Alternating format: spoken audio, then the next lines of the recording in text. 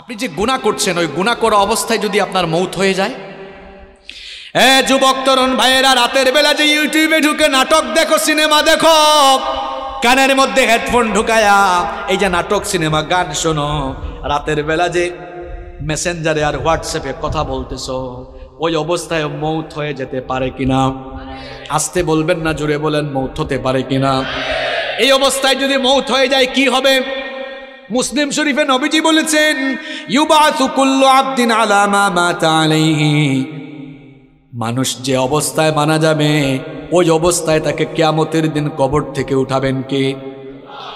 এই যে অনেক যুবক তরুণরা রাতের বেলা নাটক, সিনেমা দেখতে দেখতে নাপাক শরীরে নাপাক কাপড়ে ঘুমায়। কেন রে ভাই নাপাক থাকো? এই নাপাক অবস্থায় মৌত হয়ে যেতে পারে কিনা? অনেক মানুষ আছে পেশাব করে দাঁড়ায় দাঁড়ায় পেশাব করে, তারপরে দেখা যায় পেশাব করে অনেকে ঠিক মতো পানি নেয় না, ইস্তেঞ্জা করে পবিত্র হয় না, এরকম আছে না নাই?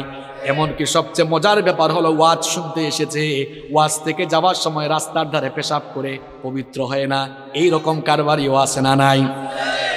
ওয়াজ শুনতে আসছে, যাওয়ার সময় নাপাক হয়ে বাড়ি ফিরে যাচ্ছে। এখন নাপাক অবস্থায় মৌত হয়ে যেতে পারে কিনা? আমার ভাইয়েরা, যে ব্যক্তি নাপাক থাকে তার সঙ্গে ফেরেশতা থাকে না, থাকে কে? আসতে বলবেন না, জোরে বলেন, থাকে কে? তো এই অবস্থায় যদি আপনি মারা যান, কিয়ামতের দিন কিংবা কবরে গিয়ে কিয়ামতের মাঠে আপনি কিভাবে আল্লাহর সামনে দাঁড়াবেন? আপনি কেউ নাপাক অবস্থায় দুনিয়া থেকে চলে গেলেন। এই জন্য কখনো নাপাক থাকা যাবে, কখনো নাপাক থাকা যাবে। যুবক ভাইয়েরা, ইস্তেঞ্জায় গেলে পবিত্র হবেন তো, নাকি পানি টানি নিবেন না? হ্যাঁ, পাপের চিন্তা মাথায় আসলে মৌতের কথা স্মরণ করবেন, মৌতের কথা স্মরণ করবেন, গুনাহ থেকে বাঁচতে পারবেন। যখন দুনিয়ার লোভ লালসা আর গুনাহ করার দিকে আপনার মন বেশি ঝুঁকে যায়, আমি আপনাকে বলবো, দুইটা জায়গায় সফর আপনি তখন বাড়ায় দিবেন। জোরে কোন কয়টা? আমি কথাটা আবারও রিপিট করছি, শুনেন। যখন পাপের দিকে, গুনার দিকে আপনার মন বেশি ধাবিত হয়ে যায়, ঠিক তখনই আপনি দুইটা জায়গায় সফর করবেন। একটা জায়গা হসপিটাল, 2 নাম্বার জায়গা কবরস্থান। হসপিটালে যাবেন, গিয়ে দেখবেন আপনার মতো কত দুনিয়াওয়ালা, কত টাকাওয়ালা, পয়সাওয়ালা লোকেরা, কোটি কোটি টাকা আছে, তাও আইসিইউতে তারা সামান্য একটা দিন আরামে থাকার জন্য হাহাকার করছে, আছে না নাই? যে কালো টাকার জন্য, অবৈধ টাকার জন্য অন্যায় করছেন, গুনাহ করছেন, হসপিটাল গিয়ে দেখেন কত মানুষের টাকা তারে বাঁচাইতে পারে। একটু পরপর আইসিইউ থেকে লাশ বের হচ্ছে। এরপরে হাসপাতালে যাওয়ার পরেও যদি আপনার দিল নরম না হয়, তাহলে মাঝে মাঝে প্রেমবাগের কবরস্থানগুলোতে ভিজিট করবেন, গিয়ে দেখবেন আপনার মতো টাকাওয়ালা, পয়সাওয়ালা লোকেরা, ক্ষমতাওয়ালা লোকেরা, একদিন বিরাট টাকা পয়সা, অর্থবিত্ত, বাড়ি গাড়ি সব ক্ষমতা ছিল, এখন কবরের নিচে ঘুমায়া আছে। আমরা মনে করি আমাদের বউ আপন, আমরা মনে করি ছেলে মেয়ে আপন। আজকে মরে দেখেন কেউ আপনার আপন নয়, আপন কেবল একজন, তিনি কি? কি কথা বলছি বুঝতে পারছেন আপনি? আপনি বলছেন আপনার বউ আপন, আপনার ছেলে মেয়ে, ভাই বোন আপন। আপনি এই মুহূর্তে মরে যান, বুঝবেন আপন কে। দেখবেন এই বউ, এই ছেলে মেয়েরা কিছুক্ষণ কান্না করবে, কিছুক্ষণ কান্না করার পরে বলবে, মৃত লাশকে বেশিক্ষণ ঘরে রাখতে নাই, তাড়াতাড়ি দাফন করা দরকার। আপনাকে দেখবেন সাদা কাফন দিয়ে পেঁচায়া জানাজার মাঠে নিয়ে যাবে।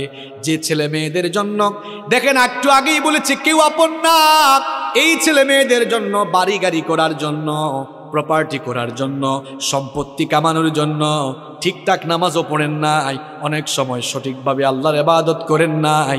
যাদেরকে আপন মনে করেছেন, আজ তারাই আপনাকে নিয়ে কবরে চলে যাবে, কবরে রেখে রেখে তারা আপনাকে চলে আসবে।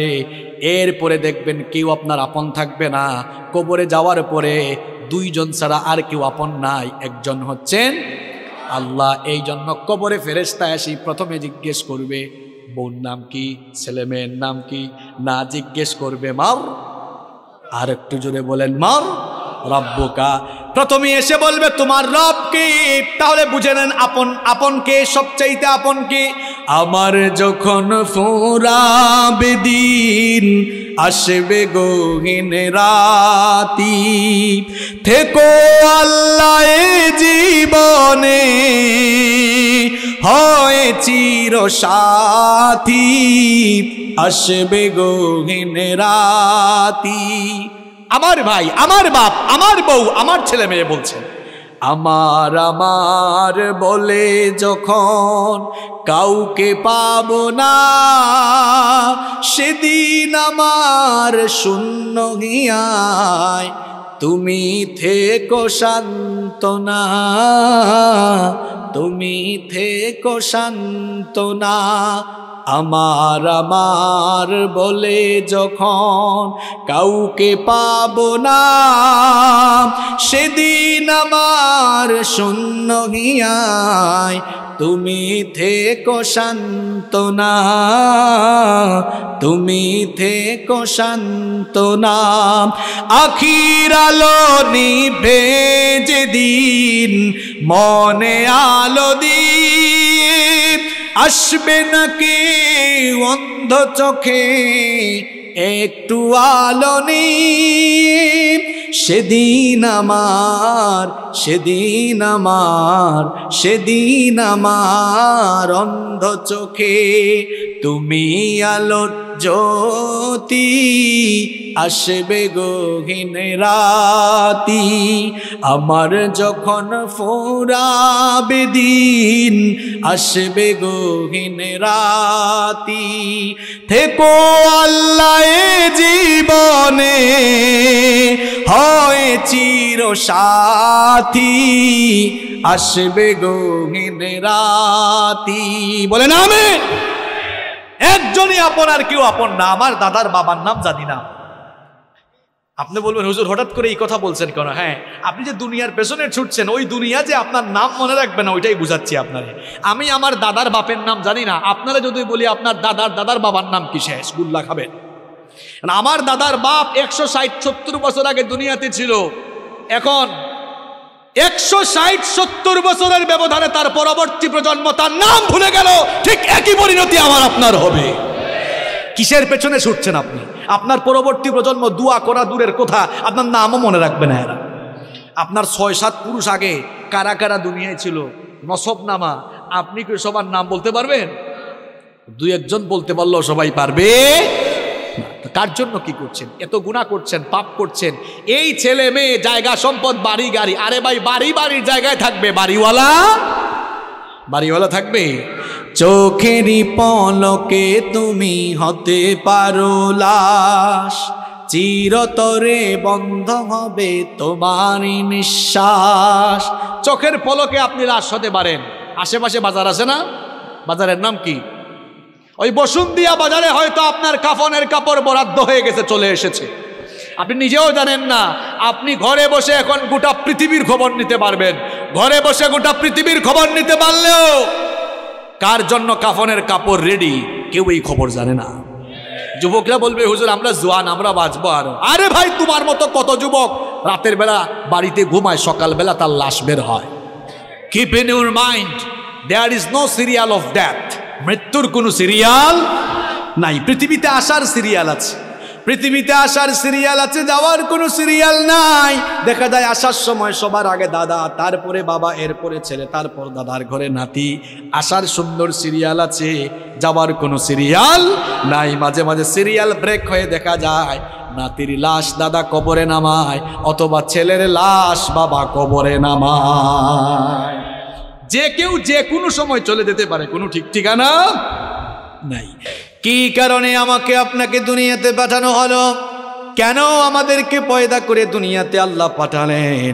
কোরআনুল কারীমের 51 নম্বর সূরা সূরাতুয যারিয়াতের 56 নম্বর আয়াতের মাধ্যমে রব্বুল আলামিন আমাদেরকে সেই কথা জানিয়ে দিলেন, ওয়ামা খালাকাতুল জিন্না ওয়াল ইনসা ইল্লা লিয়াবুদুন। I didn't create the jinn kind and mankind except my worship. আল্লাহ তাআলা বলছেন, আমি পৃথিবীতে জিন আর মানব জাতিকে আমার গোলামি ছাড়া, আমার দাসত্ব ছাড়া অন্য কিছুর জন্য সৃষ্টি করি নাই। আমাদেরকে যার গোলামির জন্য সৃষ্টি করা হয়েছে তিনি কে? অনেকে বলে না, কয় হুজুর এত টাকা পয়সার মালিক, গোলাম পরিচয় দেই কেমনে? আপনি শুধু গোলাম নন, গোলামের ঘরের গোলাম, বান্দির ঘরের গোলাম। আপনার বাপ দাদা পূর্বপুরুষ 14 গোষ্ঠী আল্লাহর গোলাম। আমরা গোলাম জাত, গুলামির জন্যই আমাদেরকে সৃষ্টি করা হয়েছে। আমরা ইবাদত করব কার? বিধিবিধান মেনে চলবো কার?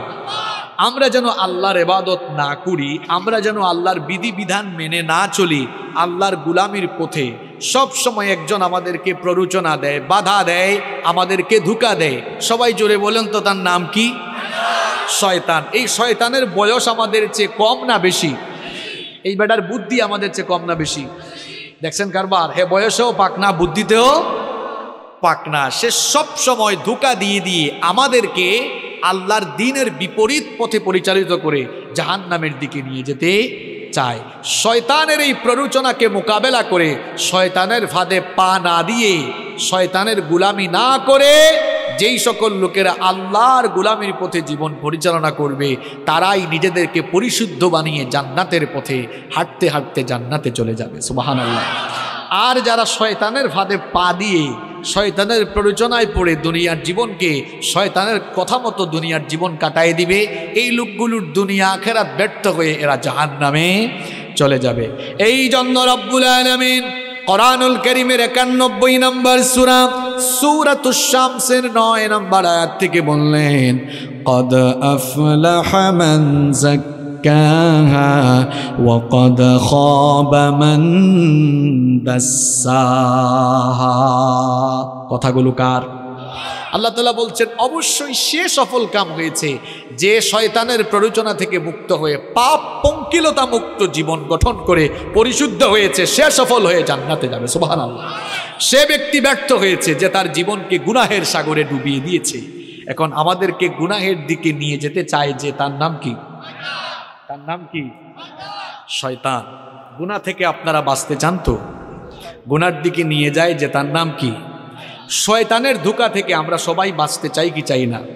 যুবক, তরুণ, ছাত্র, আমার বাবার বয়সী সম্মানিত চাচারা, আমার মায়েরা, বোনেরা, আমরা সবাই তো গুনাহ থেকে বাঁচতে চাই। কারণ গুনাহ থেকে বেঁচে না থাকলে, শয়তানের ধোঁকা থেকে বেঁচে না থাকলে আমাদের দুনিয়া আখিরাত উভয়টাই নষ্ট হয়ে যাবে। এজন্য আমরা প্রত্যেকটি মানুষ গুনাহ থেকে, প্রত্যেকটি মুসলমানই নিজেকে বাঁচাতে চায়। এখন গুনাহ থেকে আপনি নিজেকে বাঁচাবেন কেমনে? গুনাহ থেকে, শয়তানের ধোঁকা থেকে নিজেকে আপনি হেফাজত করবেন কেমনে? আজ আমি আপনাদেরকে গুনাহ থেকে বাঁচার, শয়তানের ধোঁকা থেকে বাঁচার 12টি উপায় কোরআন আর সুন্নাহ থেকে তুলে ধরবো। এত বাস্তবিক কথা আপনাদেরকে শোনায় যাব। এই 12টি পয়েন্ট আপনারা যদি মুখস্থ করে যেতে পারেন, আর এই 12টি আমল যদি প্রত্যেকটি ভাই শুরু করে দিতে পারেন, ইনশাআল্লাহ গুনাহমুক্ত জীবন সাজিয়ে আমরা জান্নাতে যাব। বলেন ইনশাআল্লাহ। প্রিয় ভাইয়েরা, আপনাদেরকে যে কাজটা করতে হবে, এই 12টা পয়েন্ট সবাইকে একদম মুখস্থ করে তারপর বাড়ি যাওয়া লাগবে। পারবেন না ইনশাআল্লাহ? মাত্র 12টা কথা, খুব সহজ কথা বলবো, আপনারা সবাই মুখস্থ করে বাড়ি যেতে পারবেন না ইনশাআল্লাহ? পারবেন তো ইনশাআল্লাহ? তাইলে আমরা গুনাহ থেকে বাঁচবো কিভাবে? শয়তানের ধোঁকা থেকে বাঁচবো কিভাবে? গুনাহ থেকে বাঁচার, শয়তানের ধোঁকা থেকে বাঁচার কয়টা উপায় বলবো? সবাই বলেন কয়টি? 12টি। দেখেন, শুরু করছি। নাম্বার 1, 1 নাম্বার, গুনার দিকে নেয় যে তার নাম শয়তান, ওই শয়তানের ওয়াসওয়াসা থেকে পানাহ চাইতে হবে কার কাছে? 1 নাম্বার আমল শিখাই যাচ্ছি। যখন গুনাহের চিন্তা, পাপের চিন্তা মাথায় আসবে, সাথে সাথে ওই শয়তানের খপ্পর থেকে নিজেকে বাঁচানোর জন্য সাথে সাথে আশ্রয় চাইতে হবে কার কাছে? কারণ শয়তান হে এমন জিনিস, তারে মোকাবেলার জন্য পৃথিবীতে কোনো যন্ত্র আসে নাই, কিয়ামত পর্যন্ত আসবে না। আপনি গুলি, বোমা, রকেট কি দিয়া শয়তানের মোকাবেলা করবেন? কিচ্ছু দিয়ে পারবেন না। এমনকি আমেরিকার প্রেসিডেন্ট জো বাইডেন, রাশিয়ার প্রেসিডেন্ট পুতিন, তারাও শয়তানের মোকাবেলা করতে পারবে না। শয়তানের মোকাবেলায় তারাও দুর্বল, বরং উল্টা শয়তান আরও তাদেরকে দিয়ে শয়তানি করাইতে পারবে। দেখছেন শয়তানের পাওয়ার। আমেরিকার প্রেসিডেন্ট, রাশিয়ার প্রেসিডেন্ট, যে রাশিয়ার প্রেসিডেন্ট পুতিন পশ্চিমা বিশ্বকে বুড়ি আঙ্গুল দেখায়, যে ন্যাটোকে পর্যন্ত তুয়াক্কা করে না, সেও শয়তানের মোকাবেলায় সফল না ব্যর্থ। কারণ শয়তানকে আল্লাহ এমন পাওয়ার দিয়েছেন, আপনার শরীরের শিরায় শিরায় সে বিচরণ করার ক্ষমতা রাখে। এই শয়তান আপনাকে গুনাহের চিন্তা মাথায় এনে দিবে, পাপের চিন্তা মাথায় এনে দিবে। এজন্য শয়তানের ধোঁকা থেকে, গুনাহ থেকে বাঁচার জন্য প্রথম আমল করবেন, যখনই গুনাহের চিন্তা মাথায় আসবে, পাপের চিন্তা মাথায় চলে আসবে, আশ্রয় চাইবেন কার কাছে? এই আমলটা আমি আপনাদেরকে শিখাচ্ছি না, কোরআনুল কারীমের 7 নম্বর সূরা সূরাতুল আরাফের 200 নম্বর আয়াতে আল্লাহ তাআলা এই আমল আমাদেরকে শিখালেন। আল্লাহ তাআলা বললেন, ওয়া ইম্মা ইয়ানজাগান্নাকা মিনাশ শাইতানি নাযগুন ফাস্তাইয বিল্লাহ ইন্নাহু সামিউন আলীম। আল্লাহ তাআলা বলছেন, আর শয়তানের প্ররোচনা যখন তোমাকে প্ররোচিত করবে, সাথে সাথে তুমি আল্লাহর কাছে আশ্রয় চাও। প্রশ্ন হলো, আল্লাহর কাছে আমরা আশ্রয় চাইব কিভাবে? এবার বুখারী আর মুসলিম শরীফ থেকে হাদিস শুনি আপনাদেরকে বুঝাই দিচ্ছি কিভাবে আল্লাহর কাছ থেকে আশ্রয় চাওয়া লাগে। নবী করিম সাল্লাল্লাহু আলাইহি ওয়াসাল্লামের সামনে একবার দুই ব্যক্তি ঝগড়া করছিল। দুইজন ঝগড়া করার এক পর্যায়ে একজন আরেকজনকে অশ্রাব্য ভাষায় গালিগালাজ শুরু করে দিল। এদের মধ্যে একজন নিজের রাগকে কন্ট্রোল করতে না পেরে হিতাহিত জ্ঞান হারিয়ে যা মন চায় তাই বলা শুরু করলো। লোকটার চেহারা পর্যন্ত লাল হয়ে গেল। নবীজি লোকটাকে আল্লাহর নবী লোকটাকে দেখে বললেন, ইন্নী লা আ'লামু কালিমাতান লাউ ক্বালাহা লাযাহাবা আনহু মা ইয়াজিদ। নবীজি তখন বললেন, আমি এমন একটি কালেমা, এমন একটি বাক্য, এমন একটি সেন্টেন্স, এমন একটি দোয়া জানি, এই দোয়া যদি ওই বান্দা পড়ে নেয় তাহলে তার সমস্ত রাগ দূর করে নেবেন কে? অনেক মানুষ আছে রাগের সময় সিদ্ধান্ত নিয়ে নেয়। খবরদার প্রিয় ভাইয়েরা, রাগের সময় কোনো সিদ্ধান্ত নেবেন না। রাগের সময় সিদ্ধান্ত নিলে ওই সিদ্ধান্ত ভুল হওয়ার সম্ভাবনা আছে না নাই? এজন্য রাগের সময় দাঁড়িয়ে থাকলে বসে যাবেন, বসা থাকলে শুয়ে যাবেন। রাগের সময় খবরদার কোনো সিদ্ধান্ত নেবেন না, ওই সিদ্ধান্তের কারণে পরবর্তীতে পস্তানো লাগতে পারে। নবীজি যখন দেখলেন লোকটাকে রাগ করে হিতাহিত জ্ঞান হারিয়ে উল্টাপাল্টা কথা বলতেছে, অশ্রাব্য ভাষায় গালিগালাজ করছে, নবীজি তখন বললেন, আমি এমন একটি দোয়া জানি, এমন একটি সেন্টেন্স জানি, সে যদি ওই সেন্টেন্সটা পড়ে নেয় রাগ দূর হয়ে যাবে। সে যদি ওই সেন্টেন্সটা পড়ে নেয় তাহলে শয়তান যে তাকে পাপ করাতে যাচ্ছে, পাপ থেকে সে বাঁচতে পারবে। সাহাবারা বললেন, ইয়া রাসূলুল্লাহ, পড়েন সাল্লাল্লাহু আলাইহি ওয়াসাল্লাম। সেই দোয়াটা কি? নবীজি তখন বললেন, সে যদি ইস্তেআযা অর্থাৎ তাআউযু পাঠ করে নেয়, অর্থাৎ আউযু বিল্লাহি মিনাশ শাইতানির রাজিম, সে যদি ইস্তেআযা পাঠ করে বিতাড়িত শয়তান থেকে আল্লাহর কাছে পানা চায়, শয়তান থেকে পানা দেওয়া পৃথিবীর কোনো ক্ষমতাসীন মানুষ পারবে না, কোনো শক্তিশালী মানুষ পারবে না, যোদ্ধা পারবে না, পৃথিবীর কোনো সেনাবাহিনীও পারবে না। শয়তান থেকে আপনাকে কেবল একজনই বাঁচাতে পারে, সবাই বলেন তিনি কি? এই জন্য শয়তানের খপ্পর থেকে, শয়তানের ধোঁকা থেকে, গুনার চিন্তা থেকে বাঁচার জন্য 1 নম্বর আমল, গুনার চিন্তা যখন মাথায় আসবে, পাপের চিন্তা যখন মাথায় আসবে, কি পড়বেন? ঘুষের টাকা একজন নিয়ে আসছে, আরে বাপরে বাপ, করে নোট দেখা যাচ্ছে, যদি ঘুষের টাকাগুলা নিতে পারতাম তাহলে তো অনেক কাজে লাগাইতে পারতাম। চিন্তাটা আসা মাত্রই পড়ে ফেলবেন আউযু বিল্লাহি মিনাশ শাইতানির রাজিম, কারণ এই চিন্তাটা মাথায় এনে দিছে কে? সুদের টাকা, সুদি কারবার করতে মন চায়, সুদি কারবার করলে ঘরে বসে বসে মাল বাড়ানো যাবে, এই চিন্তা মাথায় এসেছে, মনে করবেন শয়তান এই চিন্তা মাথায় নিয়ে এসেছে। আশ্রয় চাইবেন কার কাছে? আশ্রয় চাইবেন কার কাছে? যুবকরা ফেসবুক চালাও, ফেসবুকে ইউটিউবে ভিডিও দেখছো, হয়তো তাফসীর শুনছো, নিচেই দেখা যাচ্ছে একটা গানের ভিডিও। হ্যাঁ, নিচেই দেখা যাচ্ছে কিসের ভিডিও? গানের ভিডিও। ওইটা দেখার আগে আউযু বিল্লাহি মিনাশ শাইতানির রাজিম বলে ওখান থেকে বের হয়ে যেতাম, ঠিক কিনা? গুনাহ থেকে নিজেকে, পাপ থেকে বাঁচিয়ে রাখবেন কেমনে? শুনে যান। 1 নম্বর আমল শিখলাম, গুনাহ থেকে বাঁচার জন্য গুনার চিন্তা মাথায় আসলেই যার কাছে আশ্রয় চাইব, সবাই আওয়াজ করে বলেন তিনি কি? 2 নম্বর আমল, গুনাহ থেকে বাঁচার জন্য, পাপ থেকে বাঁচার জন্য গুনাহের চিন্তা মাথায় আসলেই একজনের কথা দিলে স্মরণ করবেন, একজনকে ভয় করবেন সাথে সাথে, তিনি কি? তিনি কি? কোরআনুল কারীমের 7 নম্বর সূরা সূরাতুল আরাফের 201 নম্বর আয়াতে আল্লাহ তাআলা বলছেন, ইন্নাল্লাযীনা তাকাউ ইযা মাসসাহুম তাইফুম মিনাশ শাইতানি তাযাক্কারু ফাইযা হুম মুবসিরুন। আল্লাহ তাআলা বলছেন, নিশ্চয়ই যারা তাকওয়া অবলম্বন করে, নিশ্চয়ই যারা আল্লাহকে ভয় করে, শয়তানের প্ররোচনা যখন তাদেরকে স্পর্শ করে শয়তান যখনই তাদেরকে ধোঁকা দিতে চায়, তখন তারা গুনাহ থেকে বাঁচার জন্য একজনের কথা স্মরণ করে তাকেই ভয় করে। তিনি কি?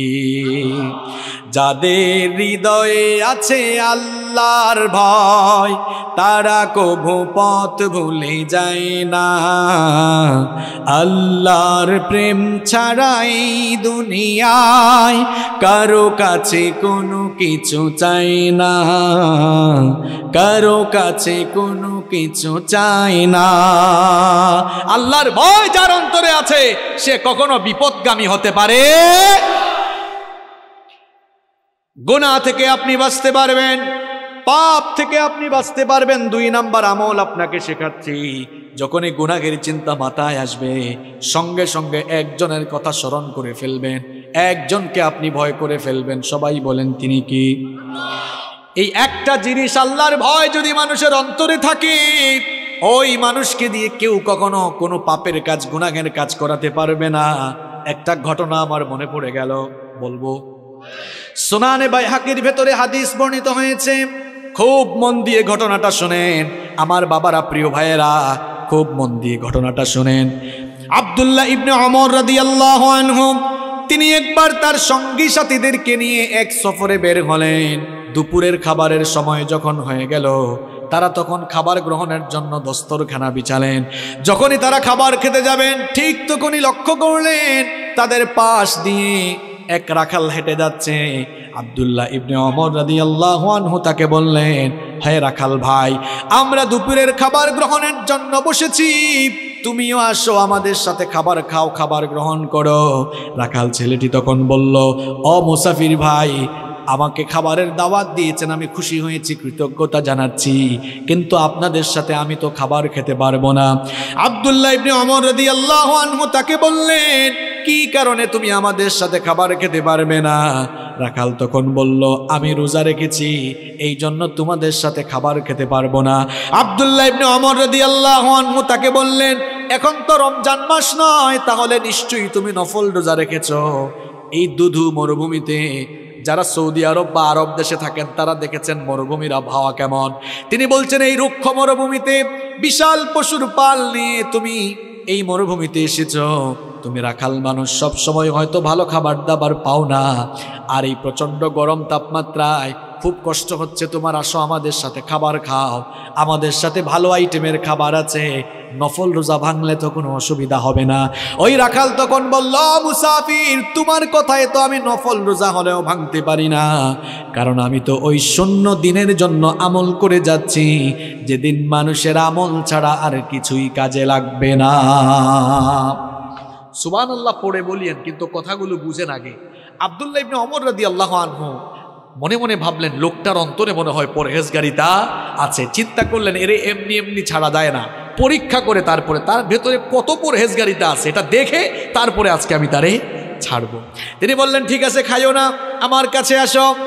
কাছে আসার পর জিজ্ঞেস করলেন, এই যে বিরাট পশুর পাল নিয়ে মরুভূমিতে এসেছো, এই পশুপালের মালিক কে? রাখাল বলল, এগুলোর মালিক আমি নই, আমি একজনের গোলাম, আমি তার পশুপাল মরুভূমিতে চড়াই। এবার আব্দুল্লাহ ইবনে ওমর রাদিয়াল্লাহু আনহু রাখালকে পরীক্ষা করার জন্য একটা অপশন পেয়ে গেলেন।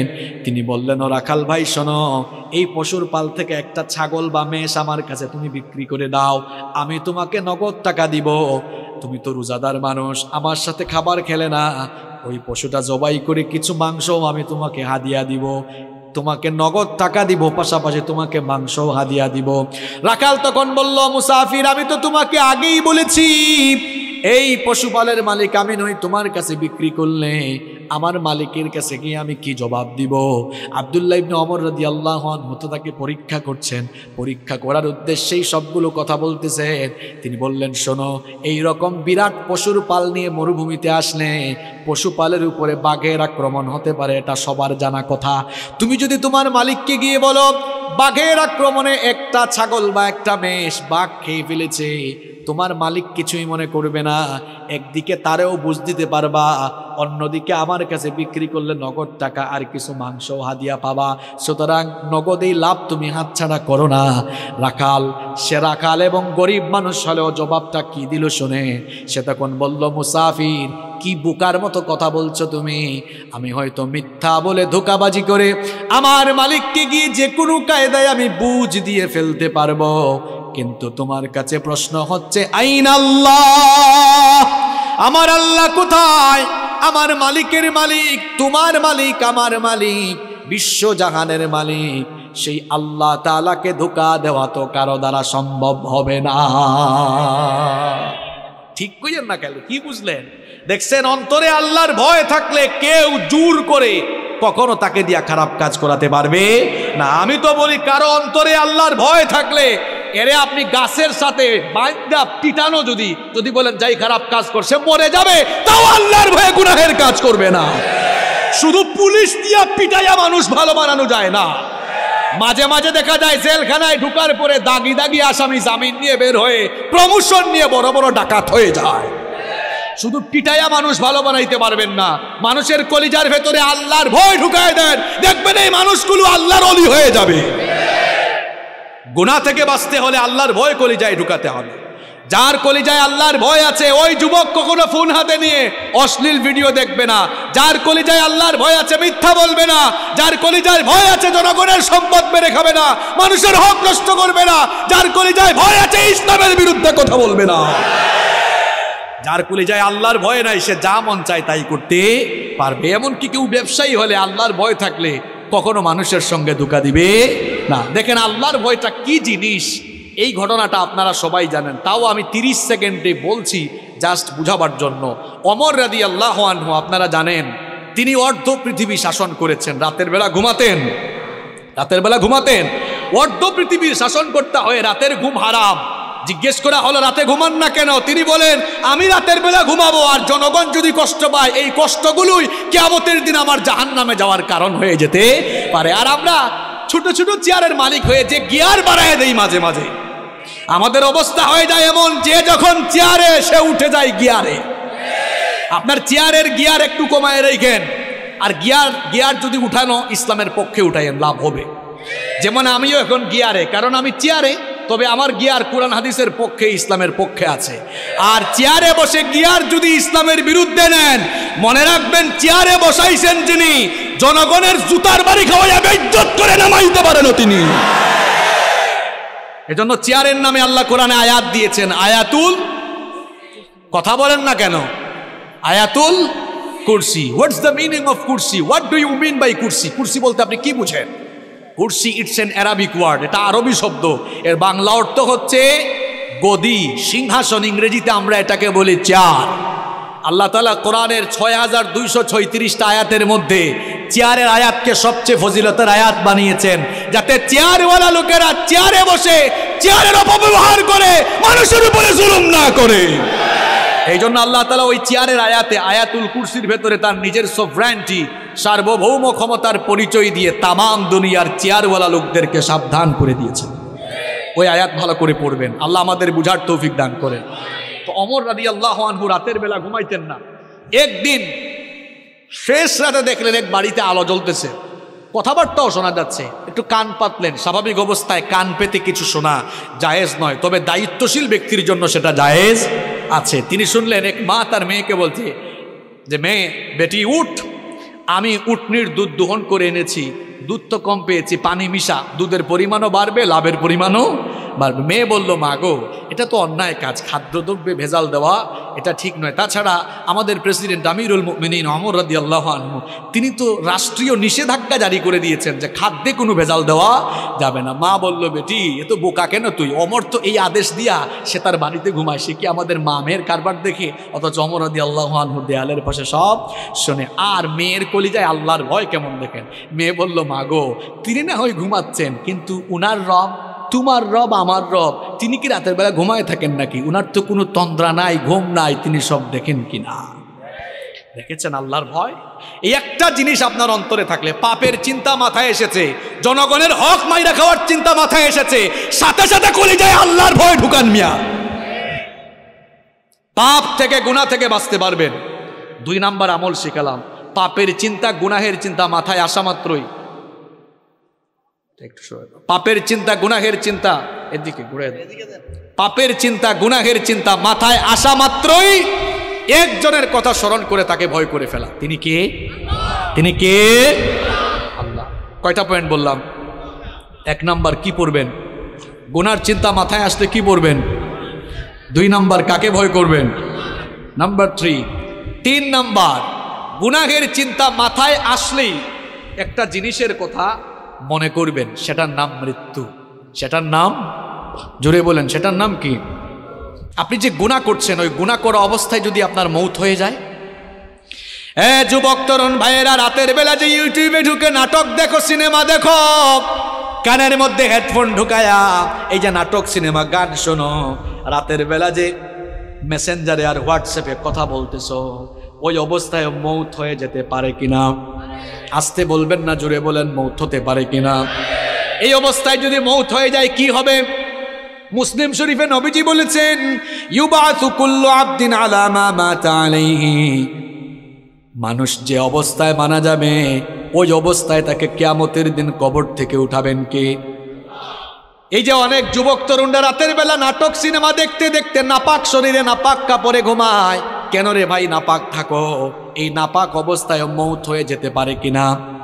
অনেক মানুষ আছে পেশাব করে দাঁড়ায় দাঁড়ায় পেশাব করে, তারপরে দেখা যায় পেশাব করে অনেকে ঠিক মতো পানি নেয় না, ইস্তেঞ্জা করে পবিত্র হয় না, এরকম আছে না নাই? এমনকি সবচেয়ে মজার ব্যাপার হলো, ওয়াজ শুনতে এসেছে, ওয়াজ থেকে যাওয়ার সময় রাস্তার ধারে পেশাব করে পবিত্র হয় না, এই রকম কারবারিও আছে না নাই?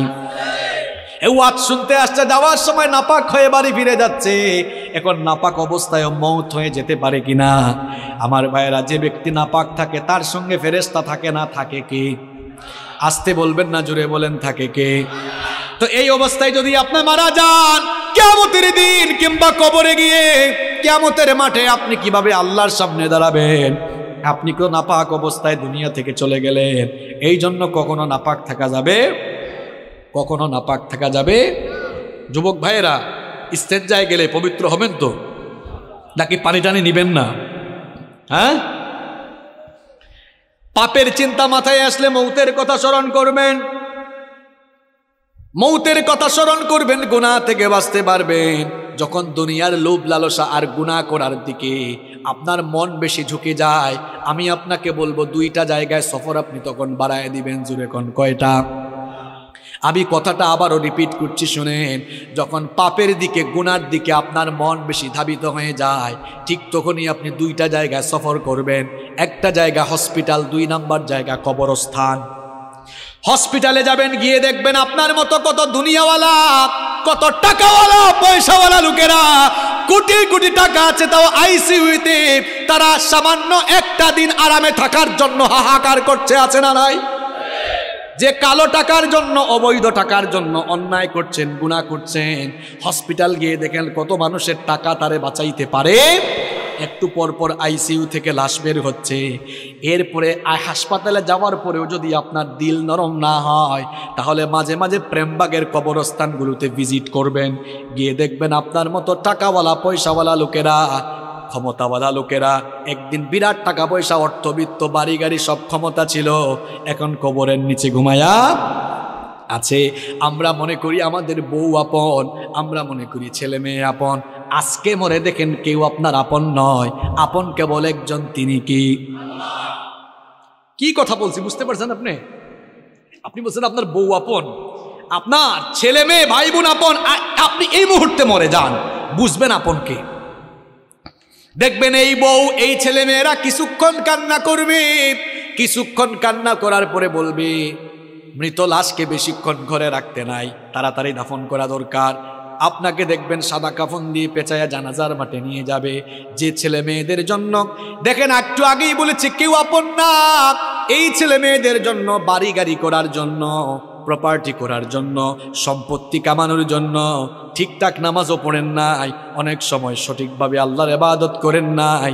যাদেরকে আপন মনে করেছেন আজ তারাই আপনাকে নিয়ে কবরে চলে যাবে, কবরে রেখে রেখে তারা আপনাকে চলে আসবে। এরপরে দেখবেন কেউ আপনার আপন থাকবে না। কবরে যাওয়ার পরে দুইজন ছাড়া আর কেউ আপন নাই, একজন হচ্ছেন আল্লাহ। এই জন্য কবরে ফেরেশতা এসে প্রথমে জিজ্ঞেস করবে বোন নাম কি, ছেলে মেয়ের নাম কি, না জিজ্ঞেস করবে মার, আর একটু জোরে বলেন মার রব্বুকা। প্রথমে এসে বলবে তোমার রব কে। তাহলে বুঝে নেন আপন আপন কে, সবচাইতে আপন কে। আমার যখন ফুরাবে দিন, আসবে গহীন রাতি, থেকো আল্লাহ এ জীবনে, হয় চির সাথী, আসবে গহীন রাতি। আমার ভাই, আমার বাপ, আমার বউ, আমার ছেলে মেয়ে বলছেন আমার আমার বলে যখন কাউকে পাবো না, সেদিন আমার শূন্য হিয়ায় তুমি থেকো সান্ত্বনা, তুমি থেকো সান্ত্বনা। আমার আমার বলে যখন কাউকে পাবো না, সেদিন আমার শূন্য হিয়ায় তুমি থেকো সান্ত্বনা, তুমি থেকো সান্ত্বনা। আখির আলো নিভে যেদিন মনে আলো দিয়ে, আসবে নাকি অন্ধ চোখে একটু আলো নিয়ে, সেদিন আমার, সেদিন আমার, সেদিন আমার অন্ধ চোখে তুমি আলোর জ্যোতি, আসবে গহীন রাতি। আমার যখন ফুরাবে দিন, আসবে গহীন রাতি, থেকো আল্লাহ এ জীবনে, হয় চির সাথী, আসবে গহীন রাতি। বলেন আমিন। একজনই আপন, আর কেউ আপন না। আমার দাদার বাবার নাম জানি না। আপনি বলবেন হুজুর হঠাৎ করে এই কথা বলছেন কেন? হ্যাঁ, আপনি যে দুনিয়ার পেছনে ছুটছেন, ওই দুনিয়া যে আপনার নাম মনে রাখবে না, ওইটাই বুঝাচ্ছি আপনারে। আমি আমার দাদার বাপের নাম জানি না। আপনারা যদি বলি আপনার দাদার দাদার বাবার নাম কি, শেষ গুল্লা খাবেন। আমার দাদার বাপ 160-70 বছর আগে দুনিয়াতে ছিল। এখন 160-70 বছরের ব্যবধানে তার পরবর্তী প্রজন্ম তার নাম ভুলে গেল। ঠিক একই পরিণতি আমার আপনার হবে। কিসের পেছনে ছুটছেন আপনি? আপনার পরবর্তী প্রজন্ম দোয়া করা দূরের কথা, আপনার নামও মনে রাখবে না এরা। আপনার 6-7 পুরুষ আগে কারা কারা দুনিয়ায় ছিল, নসবনামা, আপনি কি সবার নাম বলতে পারবেন? 2-1 জন বলতে পারলেও সবাই পারবে। কার জন্য কি করছেন? এত গুনাহ করছেন, পাপ করছেন। এই ছেলে মেয়ে, জায়গা সম্পদ, বাড়ি গাড়ি, আরে ভাই বাড়ি বাড়ির জায়গায় থাকবে, বাড়িওয়ালা বাড়িওয়ালা থাকবে। চোখেরই পলকে তুমি হতে পারো লাশ, চিরতরে বন্ধ হবে তোমারই নিঃশ্বাস। চোখের পলকে আপনি লাশ হতে পারেন। আশেপাশে বাজার আছে না? বাজারের নাম কি? ওই বসুন্ধিয়া বাজারে হয়তো আপনার কাফনের কাপড় বরাদ্দ হয়ে গেছে, চলে এসেছে, আপনি নিজেও জানেন না। আপনি ঘরে বসে এখন গোটা পৃথিবীর খবর নিতে পারবেন। ঘরে বসে গোটা পৃথিবীর খবর নিতে পারলেও কার জন্য কাফনের কাপড় রেডি, কেউ এই খবর জানে না। যুবকরা বলবে হুজুর আমরা জোয়ান, আমরা বাঁচবো আরো। আরে ভাই তোমার মতো কত যুবক রাতের বেলা বাড়িতে ঘুমায়, সকালবেলা তার লাশ বের হয়। Keep in your mind, there is no serial of death. মৃত্যুর কোনো সিরিয়াল নাই। পৃথিবীতে আসার সিরিয়াল আছে, পৃথিবীতে আসার সিরিয়াল আছে, যাওয়ার কোনো সিরিয়াল নাই।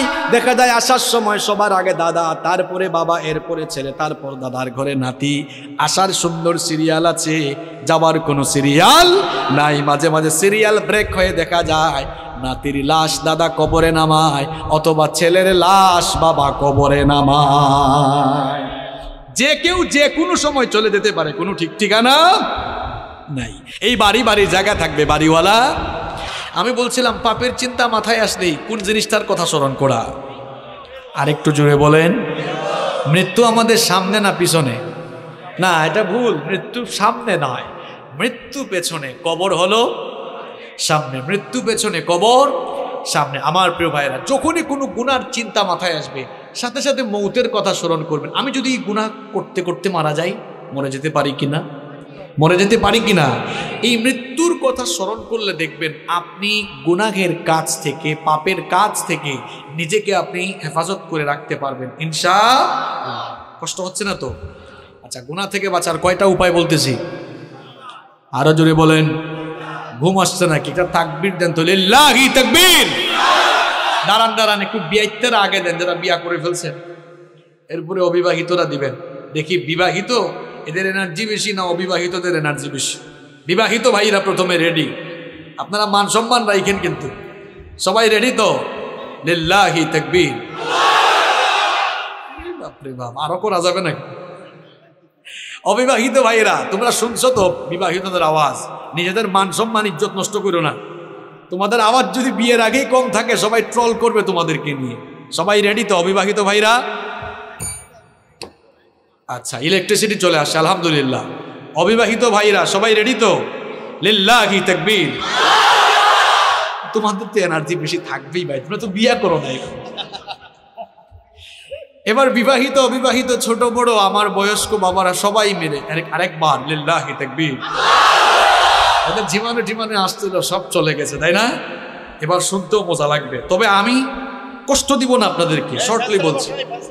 সম্মানিত ভাইয়েরা, তাহলে গুনাহ থেকে বাঁচার আমল হচ্ছে মোট 12টা। কয়টা বলছি? 3টা। 1 নাম্বার আশ্রয় চাইবেন কার কাছে? 2 নাম্বার ভয় করবেন কারে? 3 নাম্বার কোন জিনিসের কথা স্মরণ করবেন? 4 নাম্বার গুনাহ থেকে বাঁচতে হলে নিজেকে নফসের গোলাম বানানো যাবে। নফসের গোলাম নিজেকে বানানো যাবে না, কারণ নফস মানুষকে পাপের দিকে ধাবিত করে। আর নফস হলো 3 প্রকার। নফস কয় প্রকার? জোরে বলেন, কয় প্রকার? আরো জোরে, কয় প্রকার? 1 নাম্বার নফসে আম্মারা, 2 নাম্বার নফসে লাওয়ামা, 3 নাম্বার নফসে মুতমাইন্না। আবারও বলি, মুখস্থ করে ফেলেন। 1 নাম্বার নফসে আম্মারা, 2 নাম্বার নফসে লাওয়ামা, 3 নাম্বার নফসে মুতমাইন্না। আমি বানায় বলছি 3 প্রকার নফসের কথা কোরআনে আছে। কোথায় আছে দেখায় দিই। 1 নাম্বার নফসে আম্মারা, এটা কোন প্রকার নফস? যে নফস গুনাহের দিকে ধাবিত করে। এই ধরনের নফস থেকে আল্লাহ আমাদেরকে হেফাজত করেন। রব্বুল আলামিন কোরআনুল কারীমের 12 নম্বর সূরা, সূরা ইউসুফের 53 নম্বর আয়াতে বলছেন, ইন্নান নাফসা লাআম্মারাতুম বিসসুই ইল্লা মা রাহিমা রাব্বি ইন্না রাব্বি গফুরুর রহিম। আল্লাহ তাআলা বলছেন, নিশ্চয়ই নফস মানুষকে পাপের দিকে, গুনাহের দিকে ধাবিত করে। তবে সেই ব্যক্তি ছাড়া যার উপরে আল্লাহ দয়া করেন, নফসের গোলামি আপনাকে ছেড়ে দিতে হবে গুনাহ থেকে বাঁচার জন্য। যেমন ফজরের সময়, হোক সেটা শীতের দিন, হোক সেটা গরমের দিন, দেখবেন ফজরের টাইমে ওয়েদারটা একটু ঠান্ডা থাকে, আরামের থাকে। ওই সময় নফস চাইবে, মন চাইবে ঘুমান, আর আল্লাহ চাইবেন বান্দা উঠে নামাজ পড়। বলেন তো নফসের চাওয়াকে প্রাধান্য দিবেন নাকি আল্লাহর চাওয়াকে প্রাধান্য দিবেন? বললেন তো আল্লাহর চাওয়ারে প্রাধান্য দিবেন। হাতও তোলা লাগবে না, কিছু বলা লাগবে না, চুপচাপ থেকে নিজের বিবেককে প্রশ্ন করেন, আজকের ফজরের নামাজে নফসের গোলামি করেছেন না আল্লাহর গোলামি করেছেন? কিছু বলা লাগবে না, আমি তো বলছি চুপ থেকে বিবেককে প্রশ্ন করেন।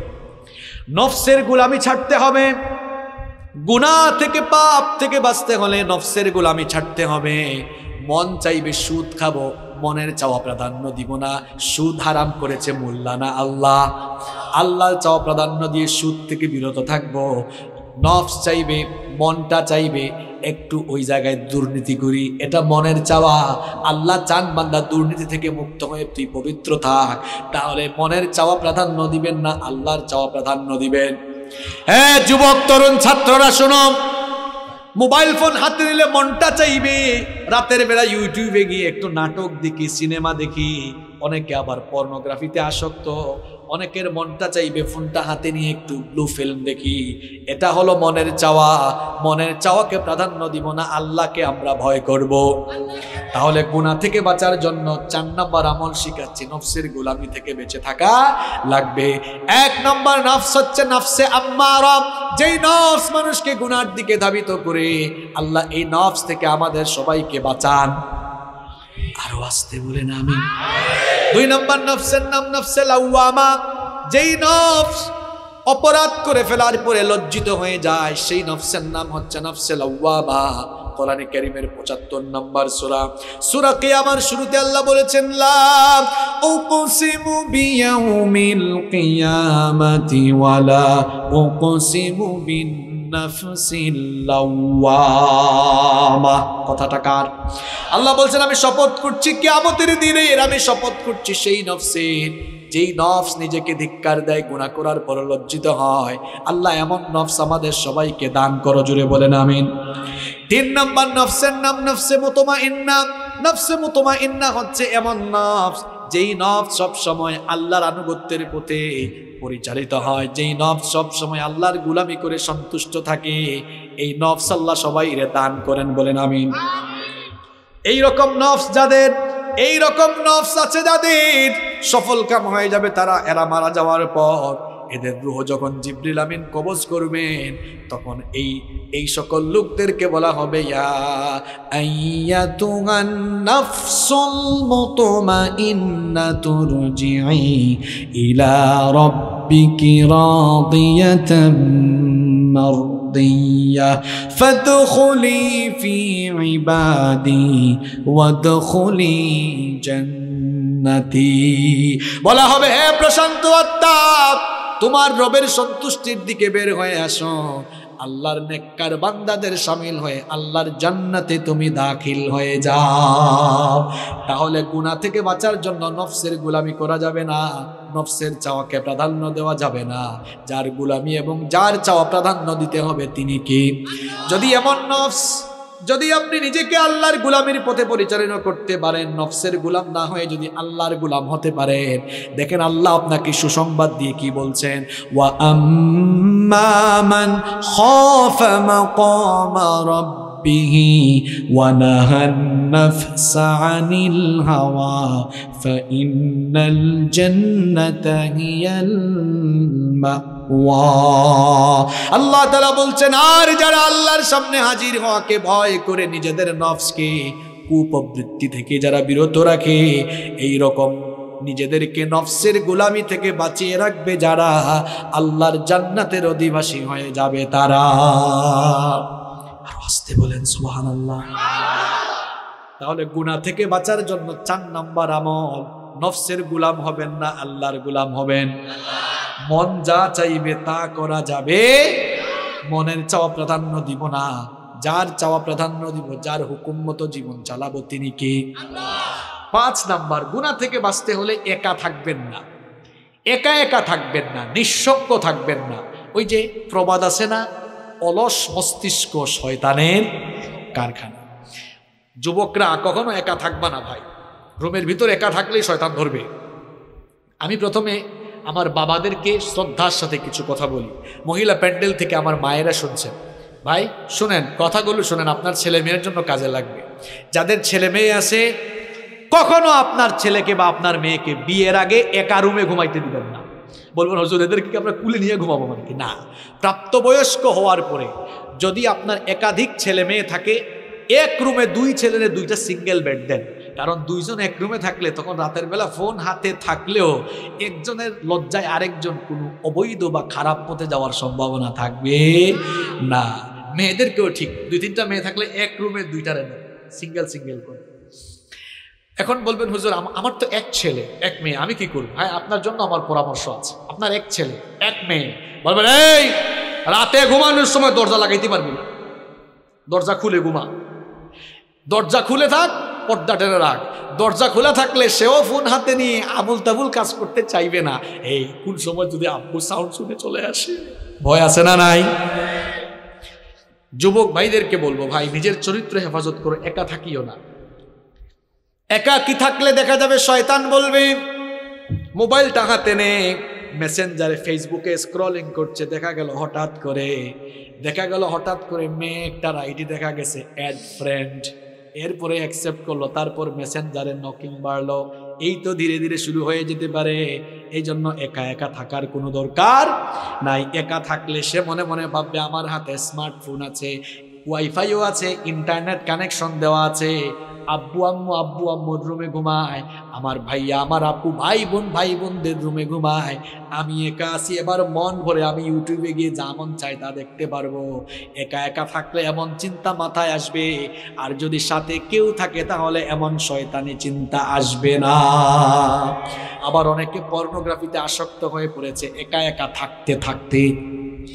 এরা কয়, মাঝে মাঝে কিছু যুবকরা আসে বলে, হুজুর এখান থেকে বের হয়ে আসতে চাই গুনাহ থেকে, একটু উপায় বলে দেন। আমি বলি ভাই উপায় হলো একা থাকিয়েন না। কই হুজুর কার সাথে থাকবো? আব্বু আম্মুর সাথে সময় পাস করেন, ঘরের সবার সাথে, আব্বু আম্মু তো চাকরি করে। আমি বলবো ভাই ভালো ভালো বন্ধুর সাথে থাকেন, আলেমদের সাথে থাকেন, সামাজিক কাজ করেন, আপনি সামাজিক কাজ করেন, অর্থাৎ নিজেকে কখনো অবসর রাখবেন না, কোনো না কোনো কাজে থাকবেন, দেখবেন শয়তানি চিন্তা মাথায় আসবে। ছেলে মেয়েদেরকে একা ছাইরা দিয়েন না।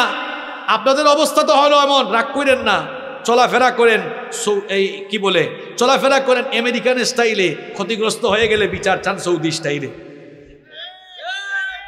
ভুলামাইয়া ছেড়ে দিছে, এখন আপনার ছেলে মেয়ে কোথায় যায় এটা দেখা কি সরকারের দায়িত্ব?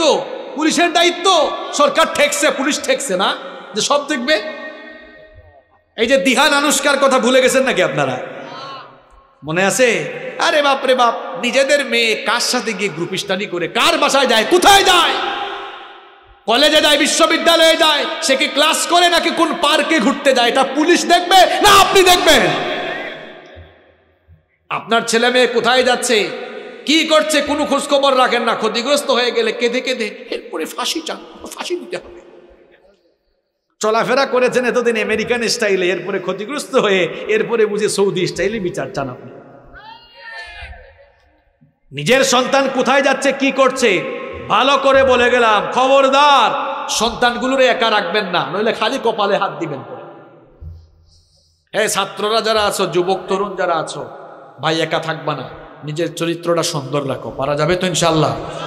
পারা যাবে ইনশাল্লাহ? দেখেন তো গুনাহ থেকে বাঁচার এই যে 5 নাম্বার আমলটা বললাম, এটা জীবনের সাথে বাস্তব না অবাস্তব? আসলেই দেখবেন একা একা থাকলে শয়তান ধোঁকা দেয় বেশি। ওই যে অলস মস্তিষ্ক শয়তানের কারখানা, এই জন্য কখনো একাকী থাকা যাবে।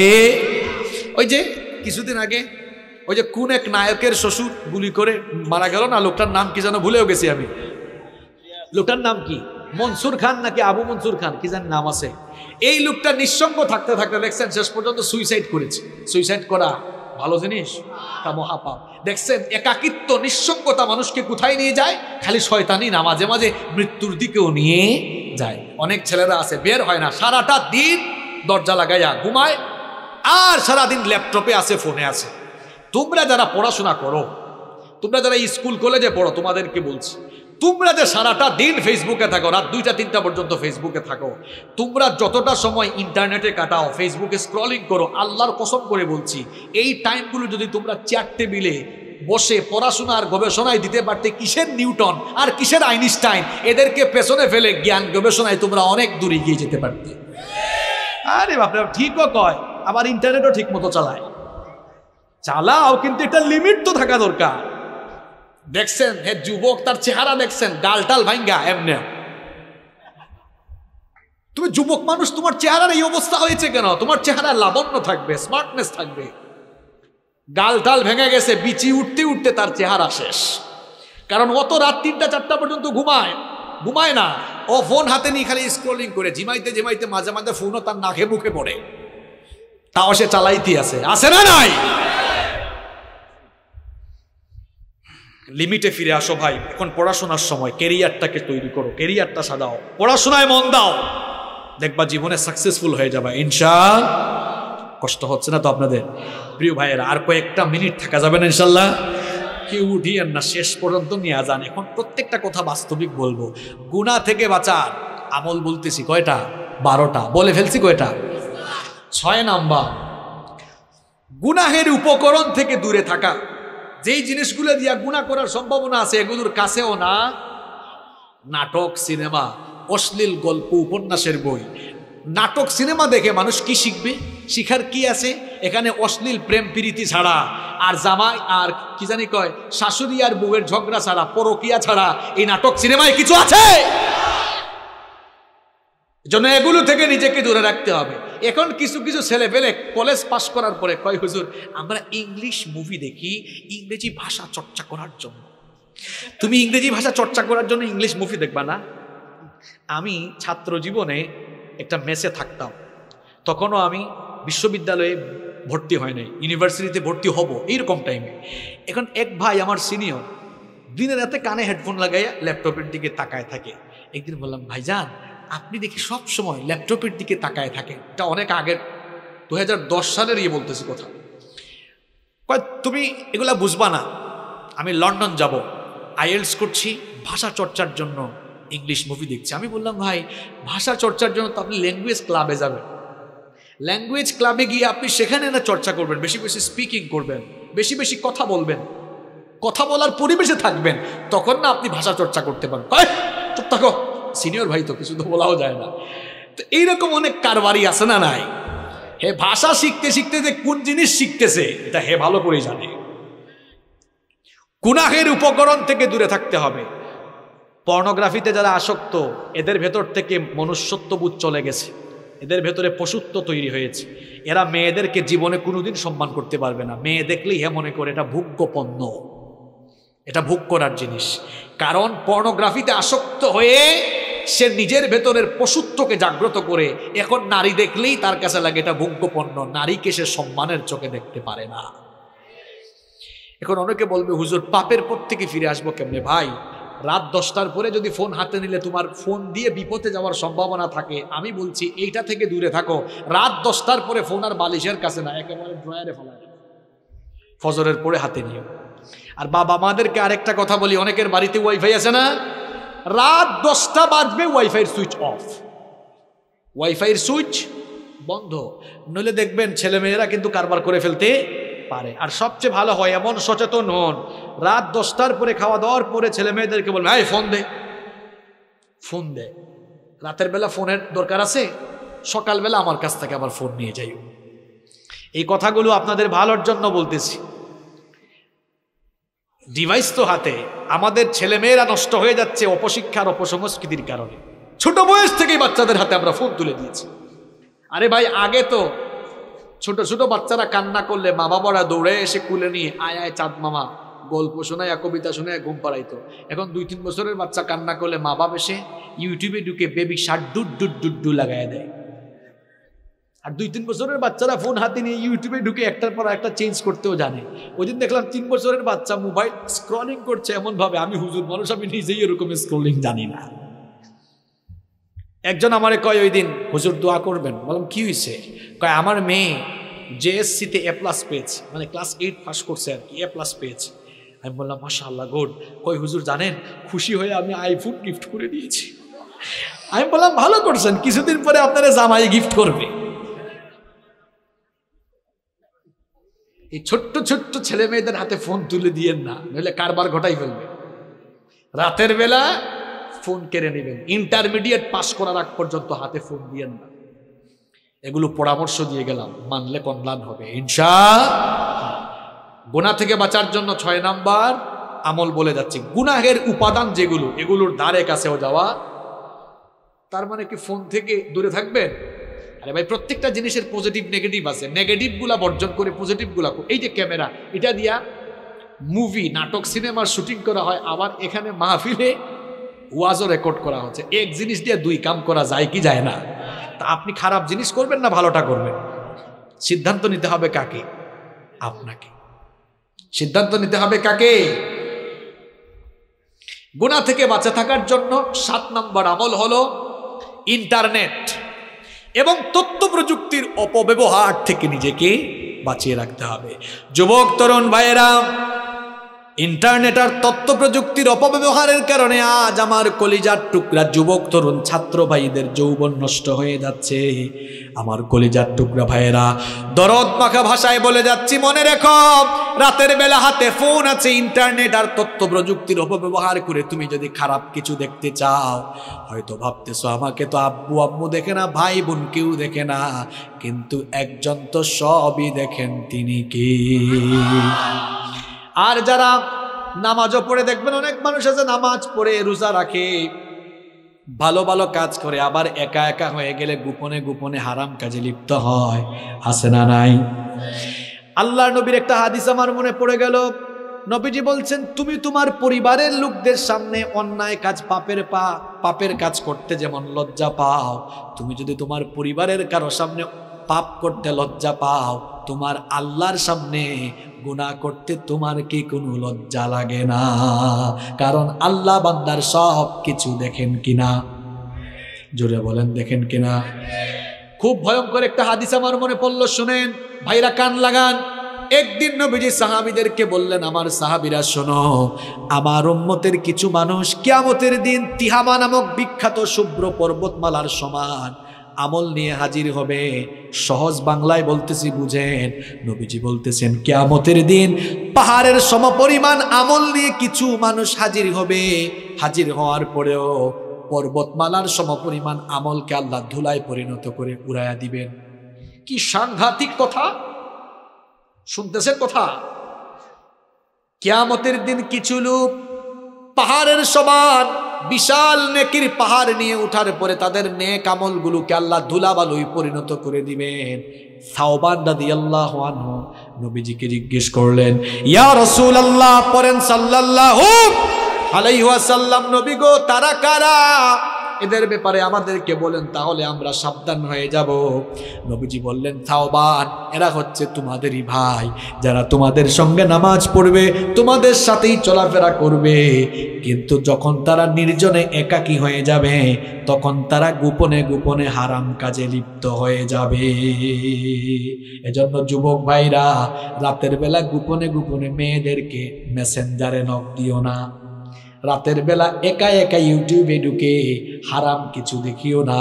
এই যে হাদিসটা বললাম, 5 ওয়াক্ত নামাজও পড়বা, হারাম কাজও করবা, সমস্ত আমলগুলোকে ধুলাবালু করে উড়িয়ে দিবেন কে? আল্লাহ আমাদেরকে হেদায়েতের উপর অটল রাখো, গুনাহ থেকে বাঁচিয়ে রাখো, বলেন আমিন। তাহলে 7 নম্বর আমল কি বললাম? ইন্টারনেট তথ্য প্রযুক্তির অপব্যবহার থেকে নিজেকে মুক্ত রাখা। পারা যাবে তো ভাই ইনশাআল্লাহ? নাম্বার 8 নাম্বার গুনাহ থেকে বাঁচার জন্য 8 নাম্বার উপায় হলো, অসৎ ব্যক্তিদের সাথে, অসৎ বন্ধুদের সাথে মিশা যাবে না। কথায় আছে না, সৎসঙ্গে স্বর্গবাস, অসৎ সঙ্গে। এজন্য যুবক তরুণ ভাইয়েরা, সিগারেট খুর, ইয়াবাখুর, বাবাখুর, এদের সাথে মিশিও না। ভালো মানুষকে বন্ধু বানাও। বন্ধু বানাবেন কাকে? যার দুনিয়াদারি আপনার চেয়ে কম আর দিনদারি আপনার চেয়ে। আবারও বলছি, বন্ধু বানাবেন কাকে? যার দুনিয়াদারি আপনার চেয়ে কম আর দিনদারি আপনার চাইতে।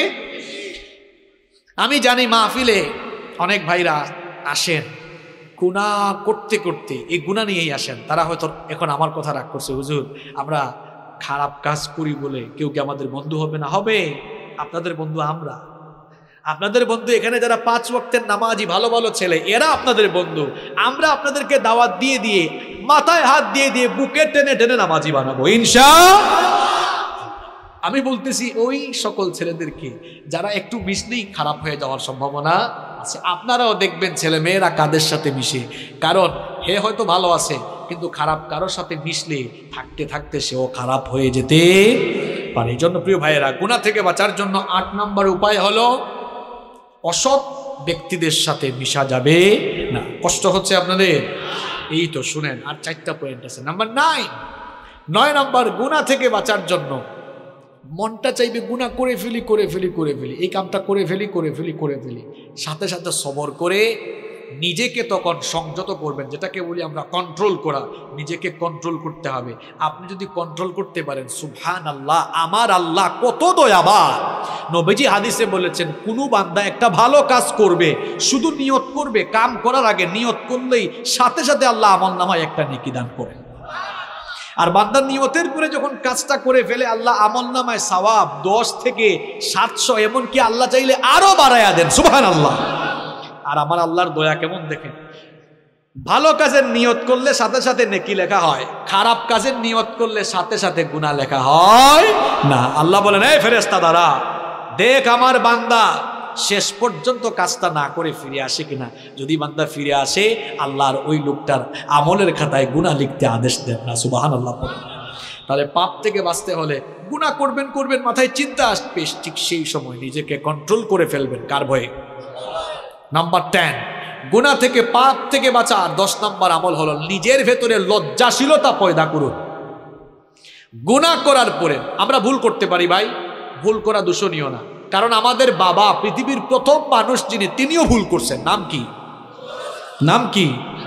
তিনি ভুল করার পরে ভুলের উপর থাকেন নাই, লজ্জা পেয়ে তওবা করে ফেলছেন। এই জন্য তার মর্যাদা বাড়িয়েছেন কে? এই শয়তান কি শয়তান ছিল? প্রথমে কি ছিল? আরে ভাই, হ্যাঁ, শুধু ফেরেশতা না, ফেরেশতাদের সর্দার। একটা ভুল করছে, ভুল করার পরে অহংকার করেছেন, লজ্জা পেয়ে মাফ চায় নাই। এই জন্য ফেরেশতার সর্দার থেকে শয়তানের সর্দার হয়ে গিয়েছে। কি বুঝলেন? তাহলে আপনি পাপ করছেন, ভুল করছেন, এটা দূষণীয় না। পাপ করা যতটা না দূষণীয়, পাপ করার পর পাপের উপরে থাকা এটা মারাত্মক দূষণীয়। নবীজি এই জন্য বলেছেন, মুসলিম শরীফের হাদিস, কুল্লু ইবনে আদম খাত্তাউন ওয়া খায়রুল খাত্তাইন আত-তাওয়াবুন। মানুষ মাত্রই গুনাহগার, মানুষ মাত্রই পাপী, তবে ওই পাপ করা, গুনাহ করে ফেলা মানুষদের মধ্যে আল্লাহর কাছে সবচাইতে প্রিয় হলো তারা গুনাহ করার পর আল্লাহর কাছে তাওবা করে যারা। সুবহানাল্লাহ। এই জন্য পাপ থেকে বাঁচতে হলে নিজের ভেতরে লজ্জা বাড়াতে হবে না কমাতে হবে।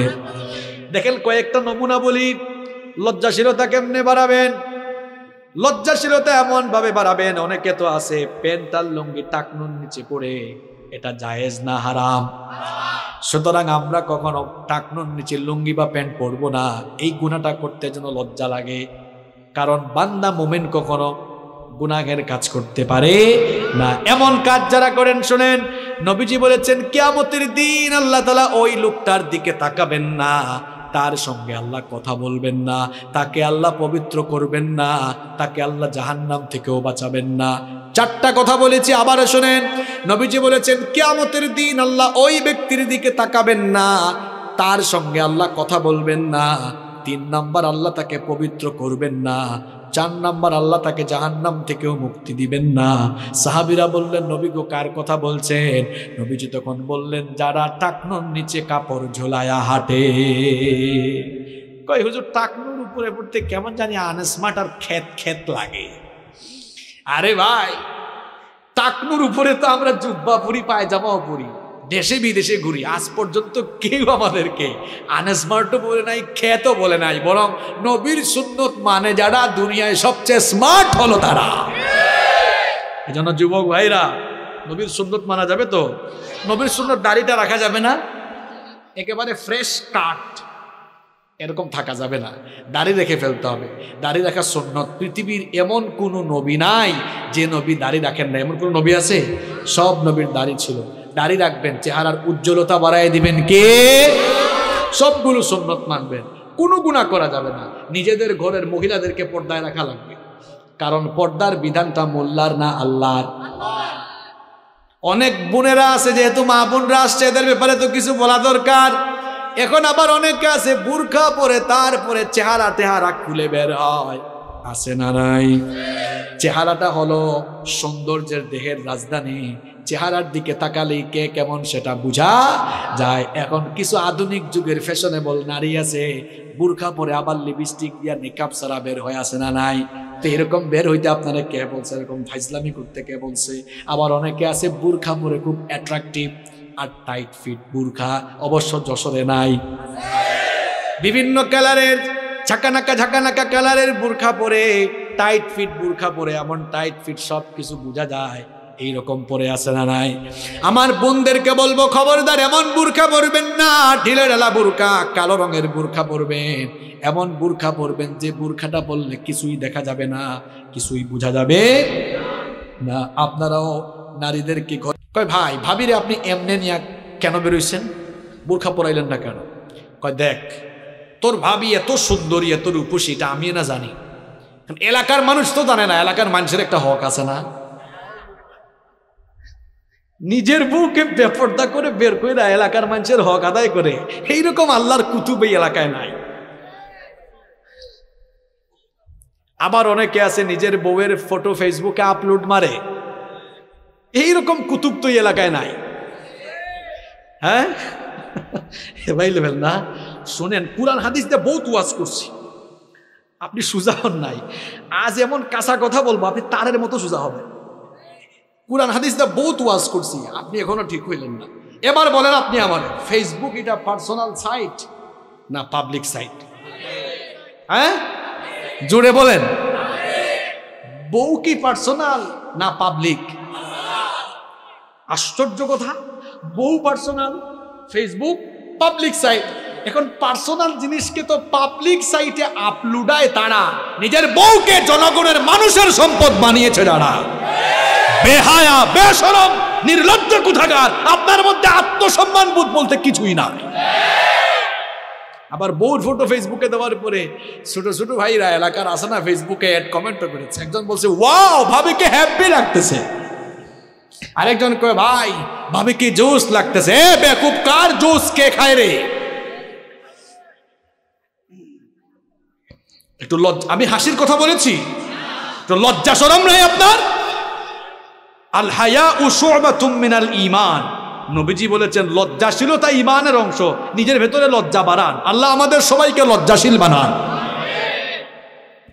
গুনাহ থেকে বাঁচার 10 নাম্বার উপায় বলছি, নিজেকে লজ্জাশীল বানাতে হবে। এমন লজ্জা যে আমার আল্লাহ গুনাহ করতে নিষেধ করছেন, আমি তো গুনাহ করতেই লজ্জা পাবো, গুনাহ আমি করব না। পারা যাবে তো ইনশাআল্লাহ? খারাপ লাগতেছে আপনাদের? সারা জীবন তো বহুত ওয়াজ শুনছেন, বাট জীবন পরিবর্তনের কিছু ওয়াজ শুনে যান, এই 12টা আমল শিখে যান। একটু পরে কিন্তু আমি পড়া আদায় করব, যারা পারবেন না খবর আছে। পারা যাবে তো ইনশাল্লাহ? তবে ভয় নাই, আমি আমার আপনাদেরকে অপশন দিয়ে সহজ করে দিব। পারবেন না ইনশাল্লাহ? আচ্ছা, পরীক্ষা সহজ হবে, কঠিন না। নাম্বার 11, পাপ থেকে গুনাহ থেকে বাঁচার 11 নাম্বার উপায় হলো খারাপ চিন্তা বাদ দিয়ে বেশি বেশি ভালো চিন্তা করবেন। কারে মারবেন খালি, এরে মারবেন তারে মারবেন, এদিকে টাকা মারবেন ওইদিকে সম্পদ মারবেন, এইসব চিন্তা বাদ দেন। চিন্তা, ভালো চিন্তা বাড়ান যে আমি আজ ফজরের নামাজ জামাতে আদায় করব। ভালো চিন্তা না খারাপ চিন্তা? আমি আজান হয়ে গেলে এই 5 ওয়াক্তের নামাজগুলো টাইম দিয়ে আদায় করব, আমি রেগুলার কোরআন পড়বো, হাদিস পড়বো, ইসলামী বই পড়বো, আমি মানুষদেরকে যথাসাধ্য সহযোগিতা করব, সামাজিক কাজ করব, দান করব, সদকা করব, আমার যে সকল ভাইয়েরা অভাবী আছে তাদের পাশে দাঁড়াবো। মানে ভালো ভালো চিন্তা করেন, যত বেশি ভালো চিন্তা করবেন তত আপনি খারাপ চিন্তা থেকে মুক্ত হয়ে গুনাহ থেকে নিজেকে বাঁচিয়ে রাখতে পারবেন। পারা যাবে ইনশাআল্লাহ।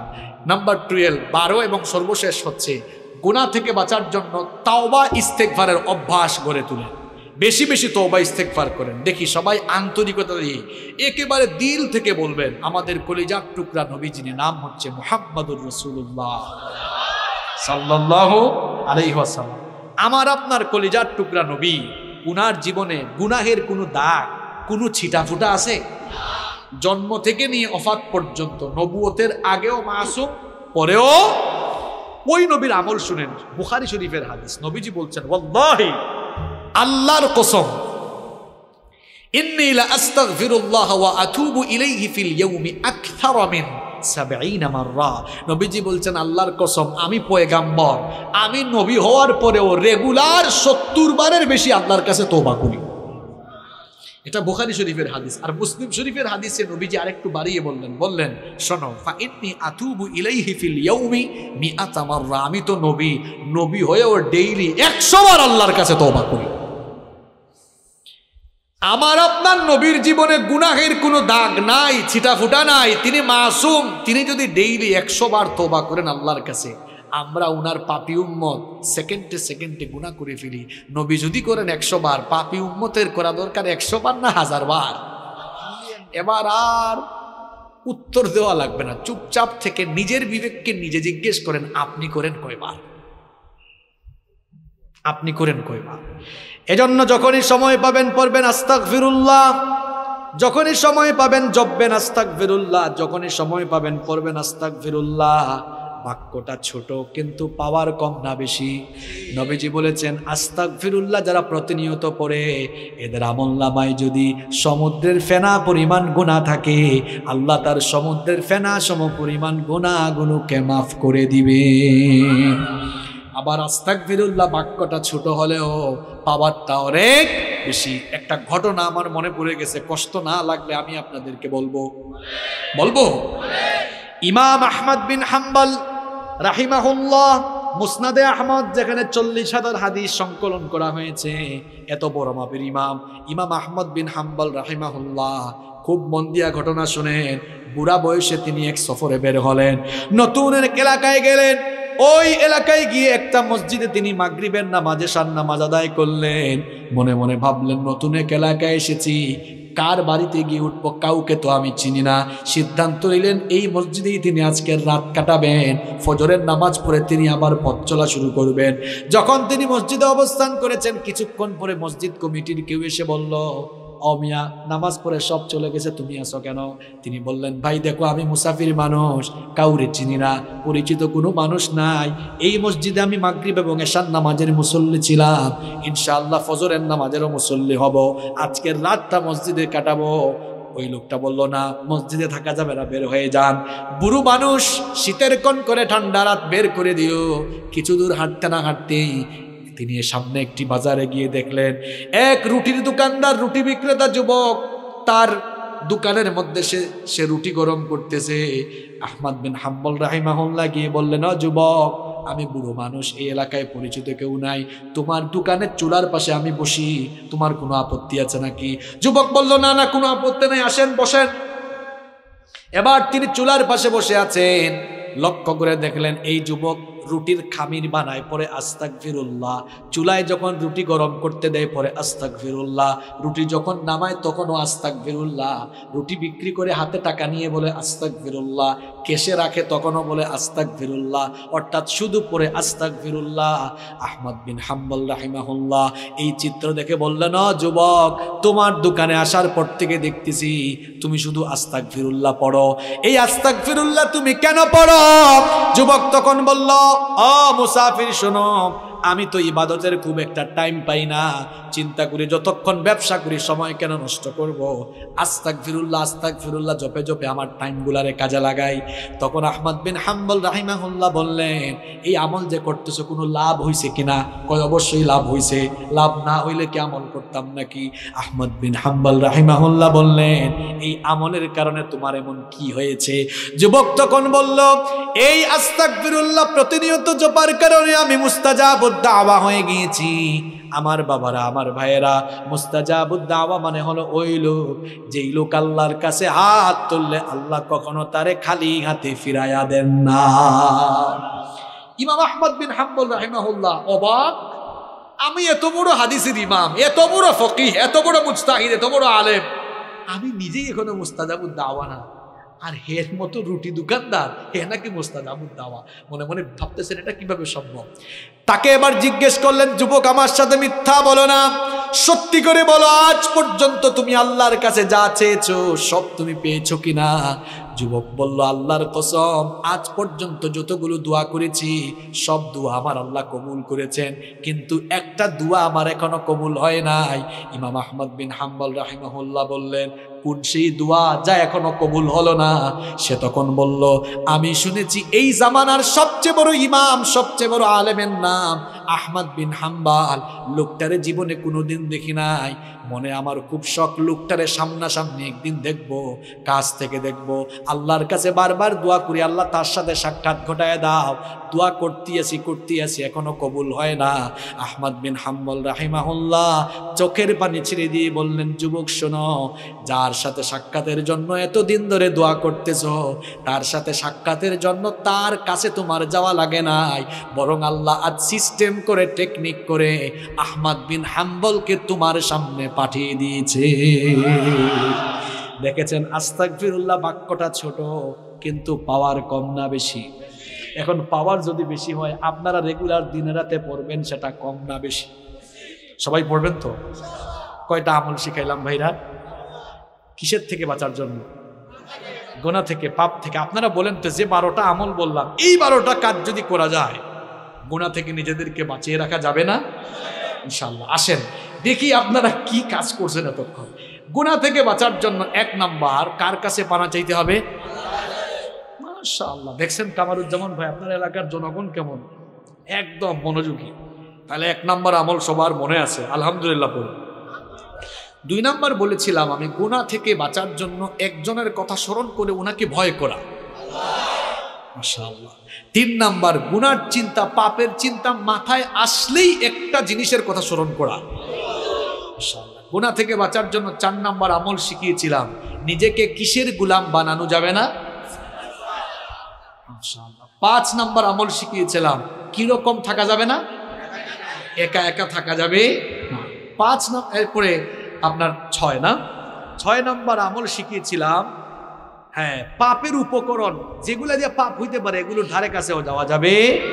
7 নাম্বার আমল শিখিয়েছিলাম, মাশাআল্লাহ, ইন্টারনেট ও তথ্য প্রযুক্তির অপব্যবহার করা যাবে না। 8 নাম্বার আমল শিখিয়েছিলাম, হ্যাঁ, অসৎ ব্যক্তিদের সাথে মিশা যাবে না, সৎ মানুষদের সাথে মিশতে হবে। এরপরে 9 নাম্বার আমল শিখিয়েছিলাম, নিজেকে গুনাহ থেকে, অন্যায় থেকে, পাপ থেকে কি রাখতে হবে, কন্ট্রোল। 10 নাম্বার বলেছি, নিজের ভেতরে লজ্জাশীলতাকে, মাশাআল্লাহ। 11 নাম্বার বলেছি, খারাপ চিন্তার বিপরীতে ভালো ভালো চিন্তা করতে হবে। 12 নাম্বার বলেছি, কিসের অভ্যাস গড়ে তুলতে হবে? এইটা হয়েছে খাঁটি ওয়াজ। যে ওয়াজে 1.5-2 ঘন্টা আলোচনার পরে শ্রোতারা ওয়াজের সামারি বলতে পারে, এটাই হচ্ছে খাঁটি ওয়াজ। আর যে ওয়াজের পরে হুজুর জানে না কোন বিষয়, শ্রোতা জানে না কি ওয়াজ হয়েছে, এটা কোনো ওয়াজের জাত না। অন্তত 12টা আমল তো আমরা শিখতে পেরেছি। শিখার ভেতরে থাকবো না, এগুলো আমরা আমল করব। আমল করবেন তো প্রিয় ভাইয়েরা? আল্লাহ তাআলা সবাইকে, সব ভাইকে আমল করার তৌফিক দান করুন। এই 12টা আমল করব, গুনাহ থেকে বাঁচবো। গুনাহ থেকে বাঁচতে পারলে জান্নাত দিবেন কি আল্লাহ? আমাদের সবাইকে আমল করার তৌফিক দাও।